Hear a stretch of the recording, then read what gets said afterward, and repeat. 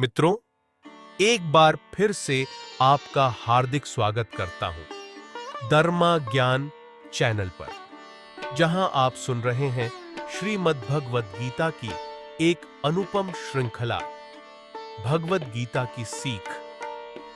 आज हम जानेंगे कि श्रीमद् भगवद गीता के दूसरे अध्याय से हमें क्या महत्वपूर्ण बातें सीखने को मिलती हैं, और वह भी बहुत ही सरल भाषा में, जिससे हर कोई इसे न सिर्फ समझ सके बल्कि अपने जीवन में उतार भी सके।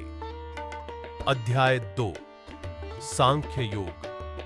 अर्जुन की दुविधा और श्री कृष्ण का उत्तर। जब अर्जुन युद्ध भूमि में अपने सगे संबंधियों को सामने खड़ा देखते हैं, पितामह भीष्म, गुरु द्रोण, कृपाचार्य, तो वह हताश हो जाते हैं।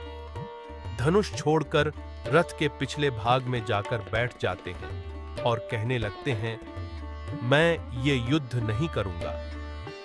उनकी यह स्थिति किसी सामान्य योद्धा की नहीं, बल्कि एक भावुक और मोहग्रस्त मनुष्य की बन जाती है। उनका मन कहता है, अपनों को मारकर मुझे कोई सुख नहीं मिलेगा, पाप लगेगा, मैं क्यों युद्ध करूं?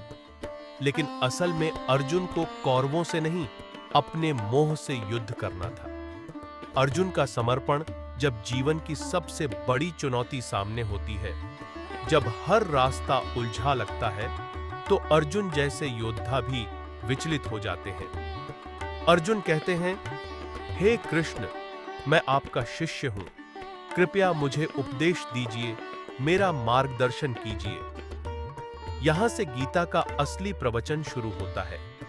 भगवान श्री कृष्ण मुस्कुराते हैं, क्योंकि अब अर्जुन सिर्फ योद्धा नहीं, एक शिष्य बन चुका है। और जब कोई शिष्य बनकर आता है, तभी गुरु का ज्ञान फलित होता है।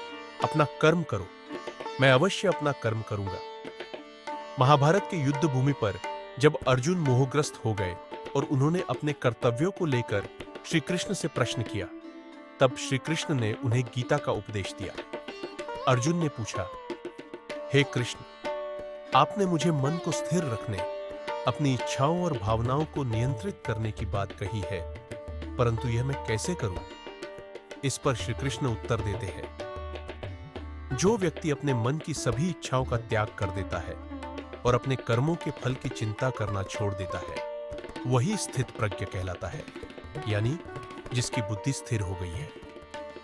श्री कृष्ण आगे बताते हैं, जब व्यक्ति अपने कर्मों के फल की चिंता किए बिना अपने कर्तव्य का पालन करता है, तभी उसका चित्त शांत होता है और वही सच्चा योगी बनता है। हमें यह समझना चाहिए कि मृत्यु से डरने का कोई कारण नहीं है, क्योंकि या तो हमारा पुनर्जन्म होगा या फिर हम परमात्मा में विलीन हो जाएंगे।